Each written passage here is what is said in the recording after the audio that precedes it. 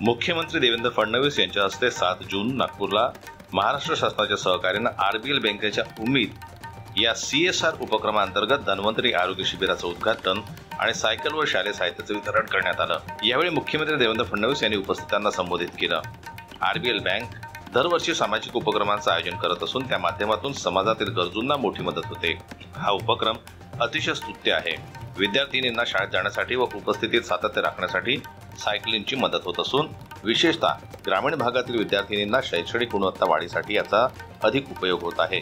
समाजातील गरजूंबद्दल सहानुभूतीची जाणीव ठेवून आरबीएल बँकेनं सामाजिक दायित्व निधीच्या माध्यमातून भविष्यातही असेच लोकोपयोगी उपक्रम पार पाडावेत असे मुख्यमंत्री देवेंद्र फडणवीस याप्रसंगी म्हणाले। नुकतेच गडचिरोली जिल्ह्यातील अतिदुर्गम भागातील कवंडे या गावी विद्यार्थिनींना सायकल वाटप करण्यात आलं। त्यावेळी विद्यार्थिनींच्या चेहऱ्यावरील आनंद बघून समाधान लाभल्याचं मुख्यमंत्री देवेंद्र फडणवीस यांनी यावेळी आवर्जून सांगितलं। तसेच धन्वंतरी आरोग्य तपासणी शिबिराच्या माध्यमातून डोळे तपासणी, चष्मे वाटप तसेच इतर तपासण्या निःशुल्क करण्यात येत आहे। मुलींचे आरोग्य निरोगी राहण्यासाठी याचा निश्चितच उपयोग होईल असे मुख्यमंत्री देवेंद्र फडणवीस म्हणाले। यावेळी आमदार प्रवीण दटके, आमदार संदीप जोशी, आरबीएल बँकेचे पदाधिकारी व इतर मान्यवर उपस्थित होते।